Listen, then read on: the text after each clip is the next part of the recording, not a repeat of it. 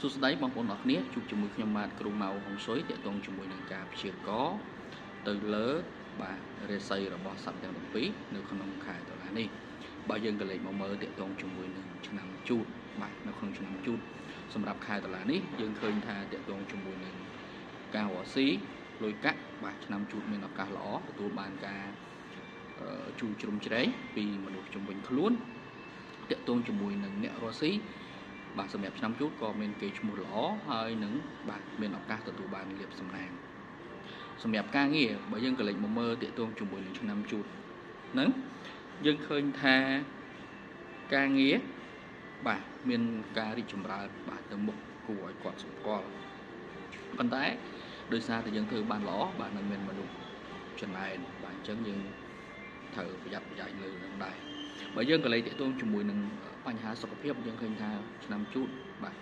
ងាយនឹងទទួលរងបញ្ហាសុខភាពដូចជារបួសបាទប៉ះនេះប៉ះនោះអញ្ចឹងត្រូវបន្ថែមការ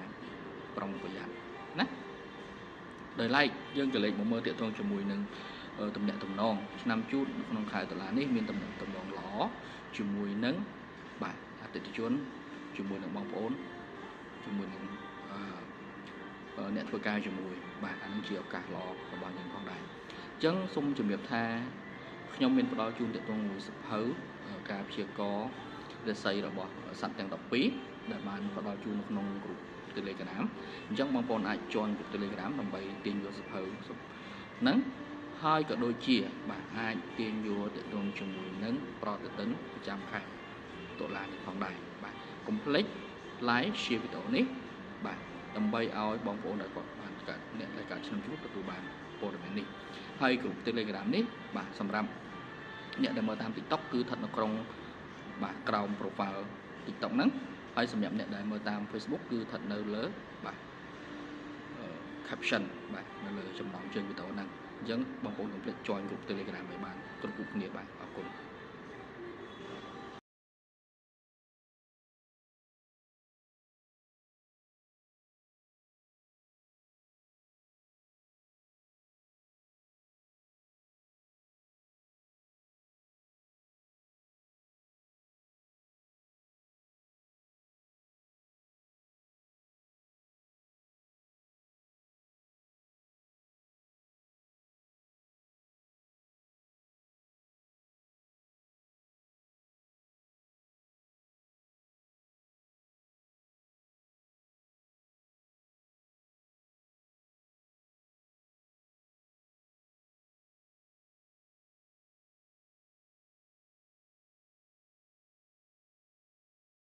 សួស្តីបងប្អូនអរគ្នាជួបជាមួយខ្ញុំបាទគ្រូម៉ៅហុងស៊ុយទាក់ទងជាមួយនឹងការព្យាករណ៍របស់រាសី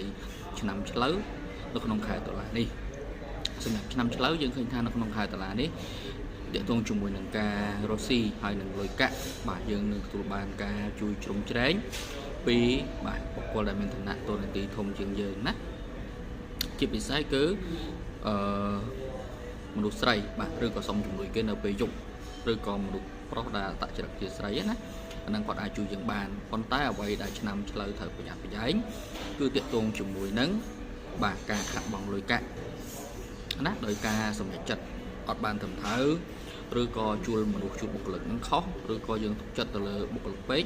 អញ្ចឹងធ្វើឲ្យខាតបងលុយបាទបាត់បងលុយទាក់ទងជាមួយនឹងការងារបើយើងក៏លេចមកមើលការងារនៅក្នុងខែតុលានេះសម្រាប់ឆ្នាំឆ្លូវយើងឃើញថាការងារបាទមានបញ្ហាមួយចំនួនបាទកាត់ឡើងវាអត់រលូនដូចដែលយើងចង់បានទេប៉ុន្តែចុងក្រោយនឹងបានសម្រេចលទ្ធផលដូចដែលយើងគ្រោងទុកបាទបើយើងក៏លេចមកមើលទាក់ទងនឹងបញ្ហាសុខភាពយើងឃើញថាឆ្នាំឆ្លូវនេះបាទសុខភាពអត់សូវល្អប្រសើរទេបាទ stress គិតច្រើនពិបាកចិត្តអញ្ចឹងបាទរៀនគ្រប់គ្រងអារម្មណ៍រៀនគ្រប់គ្រង stress ណាកុំឲ្យគិតច្រើនគិតជ្រុលមកពិបាកចិត្តបើយើងក៏លេចមកមើលតំណែងបាទតំណែងជាមួយនឹងមនុស្សជុំវិញខ្លួនអត់សូវល្អទេបាទមានរឿងច្រើនមួយចំនួនដែលកើតឡើងភ្លាមបញ្ចប់ភ្លាមដែលយើងពិបាកទទួលយកបានអីដែលត្រូវប្រយ័ត្នបាទឆ្នាំឆ្លូវនេះឯងគឺប្រយ័ត្នត្រូវបានគេរុញឲ្យខ្លួននឹងចូលក្នុងស្ថានភាពមួយដែលបង្កការលំបាកយើងពិបាកដោះស្រាយយើងមានអារម្មណ៍ថាត្រូវបានគេធ្វើបាបបាទចង់ជំរាបជូនបងប្អូនដែរថាបើសិនបងប្អូនទាំងអស់គ្នាបាទចង់បានសៀវភៅទាក់ទងមួយនឹងការព្យាករណ៍សត្វទាំង12នៅក្នុងខែ ដុល្លារនេះបាទអាចចូលរួមក្រុម Telegram ដែលស្ថិតនៅ link ខាងលើបាទស្ថិតនៅខាងក្រោម profile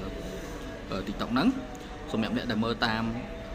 Facebook អាចមើលនៅក្នុង caption បានយើងមាន link សម្រាប់ join ហើយបងប្អូនអាចបាទទាញយក product ប្រចាំខែដុល្លារផងដែរយើងប្រើបាទកុំភ្លេច